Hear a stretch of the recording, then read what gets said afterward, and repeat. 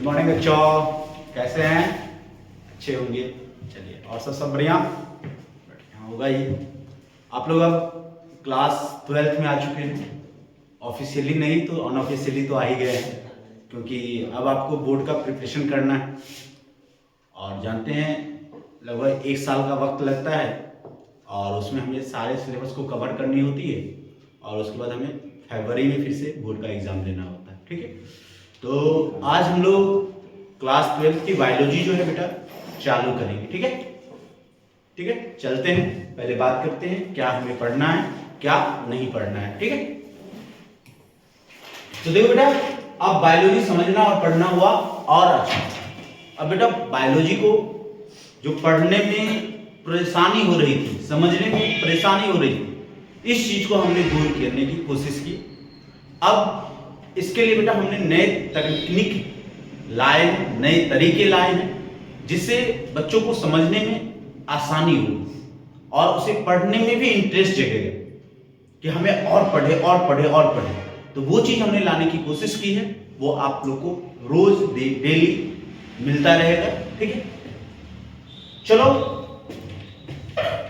कर लो एनसीईआरटी को। कहां? मुट्ठी में। अब हमें एनसीईआरटी को मुट्ठी में करके दिखाना है। क्यों? क्योंकि बेटा जब भी कोई क्वेश्चन पूछे तो मुट्ठी खोले क्वेश्चन का आंसर। तो बस हमें एनसीईआरटी को मुट्ठी में कर लेना, क्योंकि बेटा नीट भी जो है हमें क्वेश्चन जो पूछती है कहां से? एनसीईआरटी से। तो हमें एनसीईआरटी को यदि मैं मुट्ठी में कर लूं तो सारे क्वेश्चन का जवाब हमारा मुट्ठी में रहेगा और जो ही खोलेंगे सारा का सारा आंसर मिल जाएगा। अपना क्या हो जाएगा? रैंक आ जाएगा और क्या होगा? सिलेक्शन। ठीक है, तो चलिए, तो अब सबसे पहले हम लोग बात करते हैं बेटा ऑल एनसीईआरटी के बारे में। जानते हैं या नहीं पता होगा कि एनसीईआरटी बेटा 2 तरह की हैं, अभी मार्केट में भी मिल रही है। एक ओल्ड एनसीईआरटी, एक न्यू एनसीईआरटी। जो ओल्ड एनसीईआरटी है बेटा, उस ओल्ड एनसीईआरटी में कुछ चैप्टर्स ज्यादा हैं और न्यू एनसीईआरटी में चैप्टर्स कम हैं। ठीक है, वही जो बेटा नीट के एग्जाम की बात करें तो नीट का एग्जाम जो है बेटा वो न्यू एनसीईआरटी से होती है, यानी न्यू एनसीईआरटी के अकॉर्डिंग क्वेश्चंस दिए जाते हैं।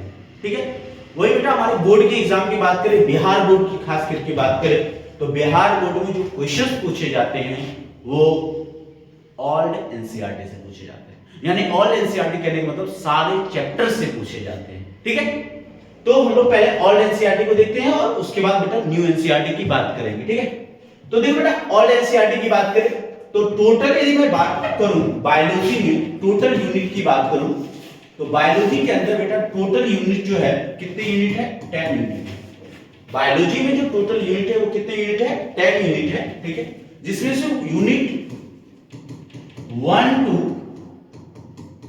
5 1 से लेके 5 तक हमें कहां पढ़नी होती है? क्लास 11। तो क्लास 11 को बेटा हम लोग 1 से लेके कहां तक के यूनिट पढ़ते हैं? 5 तक के यूनिट पढ़ते हैं। वही क्लास 12 की बात करें उस 12th में यूनिट नंबर 6 to 10 कहां पढ़ते हैं बेटा? क्लास 12।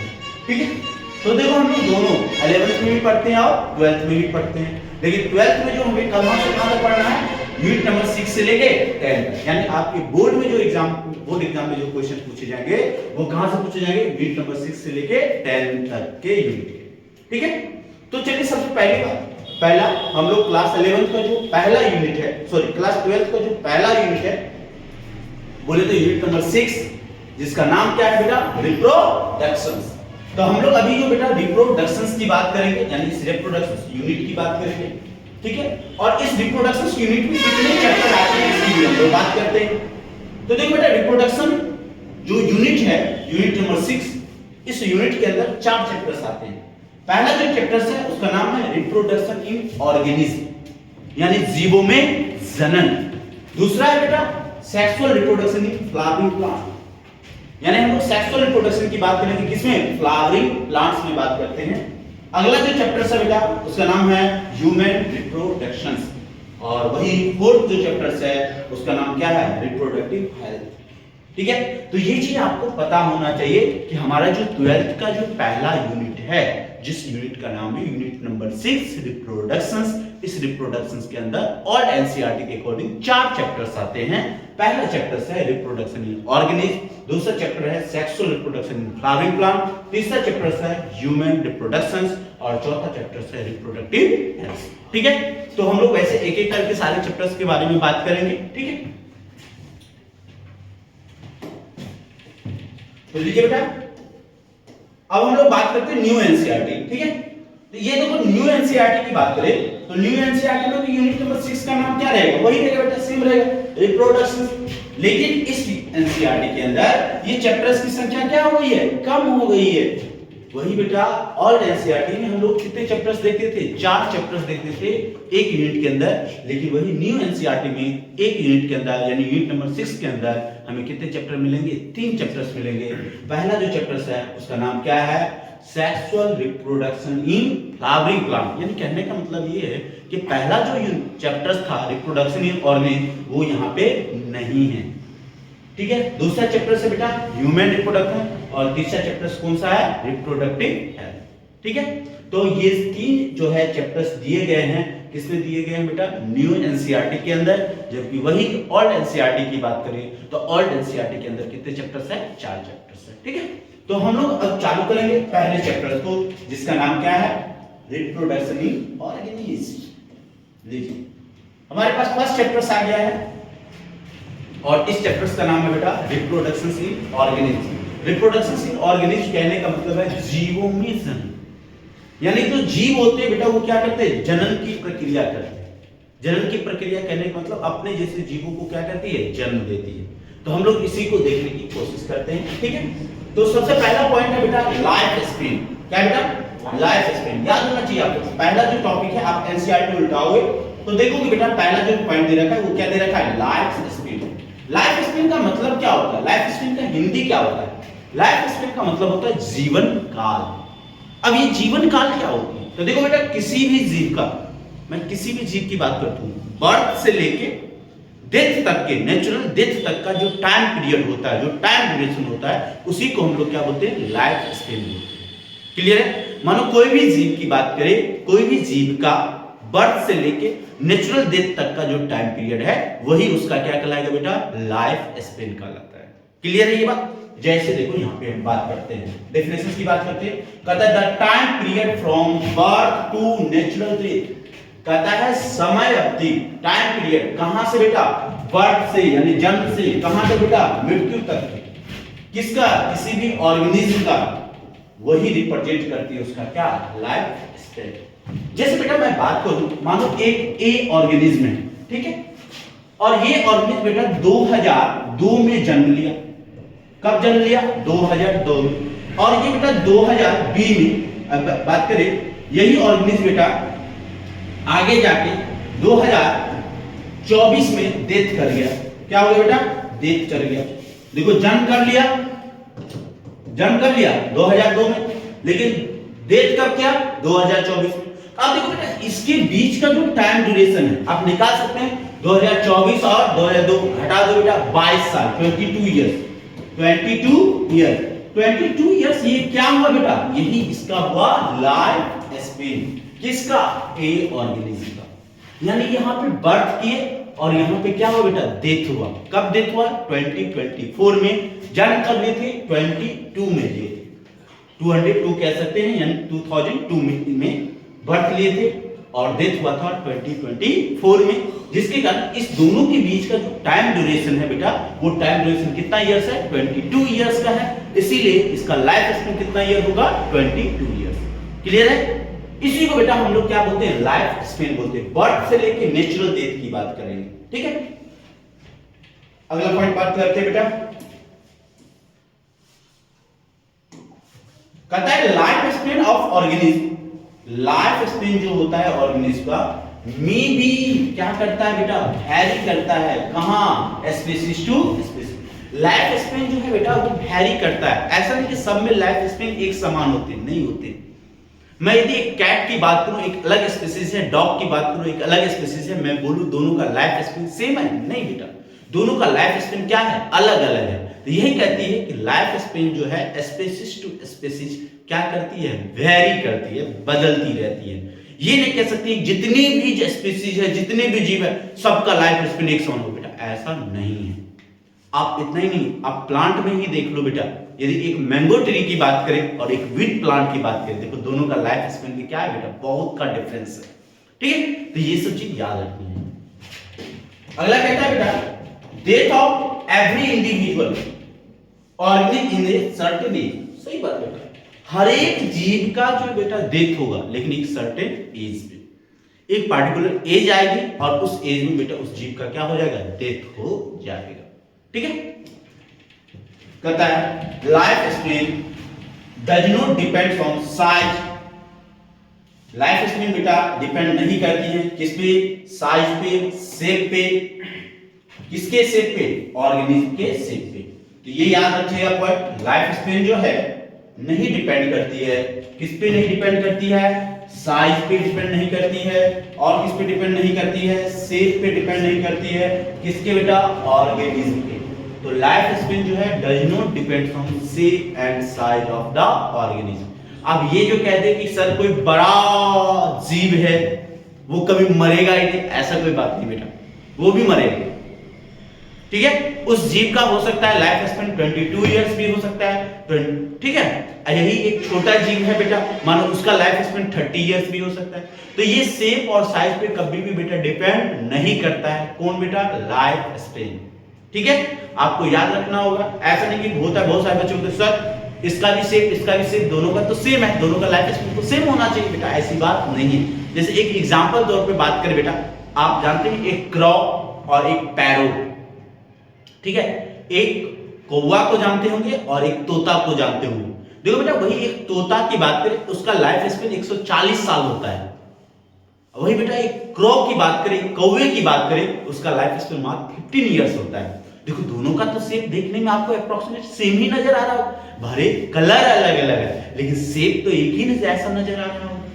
तो लेकिन यही चीज याद रखना है कि लाइफ स्पेन कभी भी बेटा शेप और साइज पे डिपेंड नहीं करता। ठीक है, चलिए आगे बढ़ते हैं। अब कहता है life span of an organism usually include 4 stage. अब लाइफ स्पेन जो है बेटा ऑर्गेनिज्म में ये कितने स्टेज में इंक्लूड होती है, 4 स्टेज में। पहला जो स्टेज है उसका नाम क्या है बेटा, जुवेनिलिटी। दूसरा जो बेटा उसका नाम क्या है, मैच्योरिटी। तीसरा जो है उसका नाम है एजनिंग या सेंसेस, और चौथा कौन सा है बेटा, डेथ। आपको याद रखना होगा लाइफ स्पेन जो है कितने स्टेज में होती है बेटा, 4 स्टेज में होती है। पहला कौन सा है, जुवेनिलिटी। दूसरा कौन सा है, मैच्योरिटी। तीसरा कौन सा है, एजनिंग या सेंसेस, और चौथा कौन सा है, डेथ। ठीक है, तो चलिए हम लोग आगे बढ़ते हैं। पहला बात करते हैं जुवेनिलिटी। कहता है बेटा इन दिस स्टेज, इस स्टेज में क्या होता है, ऑर्गेनिज्म जो है develop the capacity of reproduce. देखो इस स्टेज में ऑर्गेनिज्म क्या करता है, अपने अंदर कैपेसिटी डेवलप करता है जो क्या कर सके, रिप्रोडक्शन कर सके, यानी रिप्रोड्यूस कर सके, अपनी जैसे जीव को क्या कर सके, जन्म दे सके। बात समझ में आ गई? तो यही जो स्टेज है उसी को हम लोग क्या बोलते हैं, जुवेनिलिटी। ठीक है, जुवेनिलिटी में क्या होता है कि कोई भी ऑर्गेनिज्म हो सकता है, वो अपने अंदर एक कैपेसिटी डेवलप करते हैं जिससे वो नए जीव को क्या कर सके, जन्म दे सके। ठीक है, मैच्योरिटी की बात करें, यहां पे बेटा क्या करती है, रिप्रोडक्शन करती है। यहां पे रिप्रोडक्शन था, एक समय ऐसा बात करते हैं जहां पे बेटा मैच्योर होते हैं। ठीक है, तो ये मैच्योरिटी की बात करते हैं। कहता है reproduction being during this stage, कहता है इस दौरान क्या होता है बेटा, रिप्रोडक्शन स्टार्ट हो जाता है या रिप्रोडक्शन शुरू कर देते हैं। कब, मैच्योरिटी के। ठीक है, अगला बात करें बेटा सेंसेस की बात करें या एजनिंग की बात करें, कहता है progressive deterioration in the body of the organism. कहता है बेटा धीरे धीरे क्या होता है, बॉडी में गिरावट आने लगते हैं। आप देखिए बेटा जब बच्चे जो है जन्म लेते हैं तो वो बच्चे जो बड़े होते हैं, बड़े होने का मतलब वो कौन से स्टेज में बेटा, जुवेनिलिटी। तो उसके अंदर एक कैपेसिटी डेवलप हो जाती है। कौन सी कैपेसिटी, रिप्रोडक्शन की कैपेसिटी डेवलप होती है। तब उसके पापा या मम्मी बोलते बच्चे को शादी कर दिया जाए, बच्चे की शादी हो जाती है। शादी हो जाती है मतलब कौन सा स्टेज की बात करें, मैच्योरिटी की बात करें। तो बच्चे शादी होने के बाद क्या करते बेटा, अपने जैसे ही बच्चों को जन्म देते हैं, बच्चों को जन्म दे देते हैं। उसके बाद वो बच्चे धीरे धीरे उसके बॉडी क्या होने लगते बेटा, डिग्रेडेड होने हैं, कभी मतलब कि काम करना थोड़ा कम कर देते हैं, जिसको हम लोग क्या कहते हैं, प्रोग्रेसिव डिग्रेडेशन बोलते हैं। ठीक है, धीरे धीरे बेटा गिरावट होने लगता है उसके बॉडी में, और एक समय ऐसा आता है पूर्ण रूपेण गिरावट हो जाती है, जिसकी वजह से उस व्यक्ति का क्या हो जाता है, डेथ हो जाता है।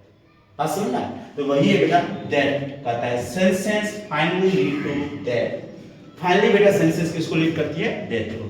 तो याद रखिए, देखिए आप देखते हैं कि आपके घर में या हम लोग या आप लोग भी देखे होंगे कि एक बच्चे जन्म लेते हैं, वो बड़े होते हैं, कितने 18 से 25 वर्ष के होते हैं। ठीक है, तो वो 0 से लेके 18 से 25 वर्ष होता क्या है उसमें, एक्चुअली रिप्रोड्यूक्शन जो है कैपेसिटी डेवलप होता है। क्या मैं बोलूं एक बच्चा जन्म लिया आज और मैं बोलूं रिप्रोडक्शन करे, ऐसा पॉसिबल नहीं है, जब तक उसके अंदर कैपेसिटी डेवलप ना हो तक। मानो कैपेसिटी डेवलप हो गया, वही स्टेज क्या कहलाएगी, ज्यूवेनाइलिटी कहलाएगी। ठीक है, अब रिप्रोडक्शंस करेंगे, this is called the maturity. ठीक है, अब उसके बाद रिप्रोडक्शन खत्म हो गया, उसकी बॉडी में धीरे धीरे क्या आएगा, प्रोग्रेसिव डिटेशन आने लगेगा, यानी गिरावट होने लगेगा बेटा, this is called the senses या एजिंग। ठीक है, और एक समय ऐसा आएगा पूर्ण रूपेण गिरावट हो जाएगी, जिसकी वजह से उस व्यक्ति की क्या हो जाएगी, डेथ हो जाएगी। बात समझ में आ गया। तो ये बेटा 4 स्टेज थे किसके, हमारे लाइफ स्पेन। ठीक है, अब कुछ नोट की बात करते हैं। नोट में क्या कहता है, a mango tree has a much short life span as compare to peepal tree. तो देखो बेटा, मैंगो ट्री की बात करें, मैंगो ट्री का जो लाइफ स्पेन होता है वो कम होता है, किसके तुलना में, पीपल ट्री के तुलना में। पीपल का पौधा आप लोग जानते हो, पीर जानते होंगे, उससे बेटा इसका मैंगो का लाइफ स्पेन कम होता है। कहता है डेथ ऑफ एवरी इंडिविजुअल, कहता है बेटा डेथ जो होगा प्रत्येक इंडिविजुअल ऑर्गेनिज्म का इन ए सर्टेन, अचानक से हो जाती है। देखो एक एज आएगी, अचानक से उसकी क्या हो जाती है, डेथ हो जाती है। That is no individual is immortal, कोई भी इंडिविजुअल बेटा इमॉर्टल नहीं है और मरणशील नहीं है। जो इस पृथ्वी पे आया है उसका डेथ होगा ही, चाहे आज हो या कल, होना तो है। ठीक है, कहता है एक्सेप्ट किसको छोड़ के बेटा, सिंगल सेल ऑर्गेनिज्म को, सिंगल सेल ऑर्गेनिज्म को छोड़ के, क्योंकि सिंगल सेल ऑर्गेनिज्म बेटा डेथ नहीं करते, वो क्या होता है, वो डॉटर सेल में कन्वर्ट हो जाते हैं। जैसे आपको पता होगा बेटा, ये एक अमीबा है और ये अमीबा एक सिंगल सेल ऑर्गेनिज्म है। अब बेटा ये रिप्रोडक्शन करेगा तो 2 अमीबा तो बनेगा, दिस इज कॉल्ड बेटा डॉटर सेल। लेकिन ये डॉटर, देखो ये पेरेंट्स ही आ गए हैं किसमें बेटा, डॉटर सेल। ऐसा नहीं कि देखो हम लोग के केस में क्या होता है, मानो मदर और फादर है, ये बेबी को जन्म दे रही है, अब बेबी को फिर से आगे नए बेबी को जन्म देंगे और एक मदर और फादर क्या हो जाएंगे, खत्म हो जाएंगे, डेथ कर जाएंगे। लेकिन इसमें बेटा ऐसा नहीं होता, ये शरीर जो है बॉडी डिवाइड हो जाती है, कितने पार्ट्स में, 2 बॉडी।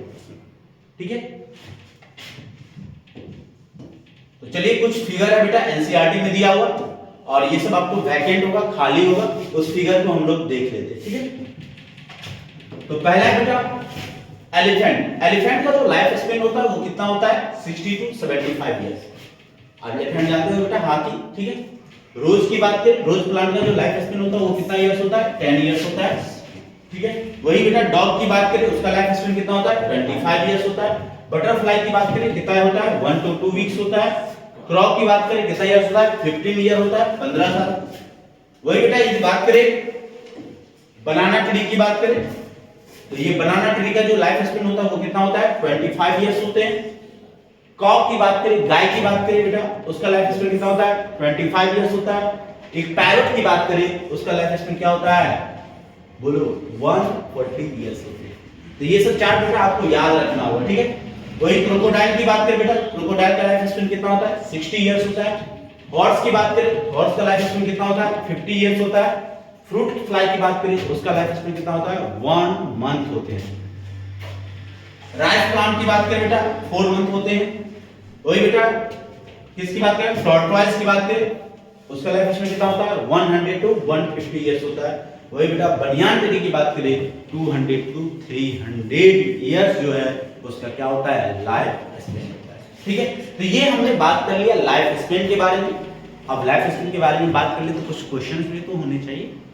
ठीक है, तो हम जो है आज आप लोगों को क्वेश्चन दिखा दे रहे हैं, आप लोग क्वेश्चन कीजिएगा, नेक्स्ट डे हम लोग क्वेश्चन पे चर्चा करेंगे। ठीक है, आप लोग इसका स्क्रीनशॉट भी लेके रख सकते हैं। ठीक है, तो देखिए ये क्वेश्चन है बेटा, पहला क्वेश्चन ये हो गया, आपको करना है। दूसरा क्वेश्चन, दूसरा और तीसरा, दूसरा क्वेश्चन ये हो गया सेट, ठीक है, इसको कर लीजिए, स्क्रीनशॉट ले लीजिए।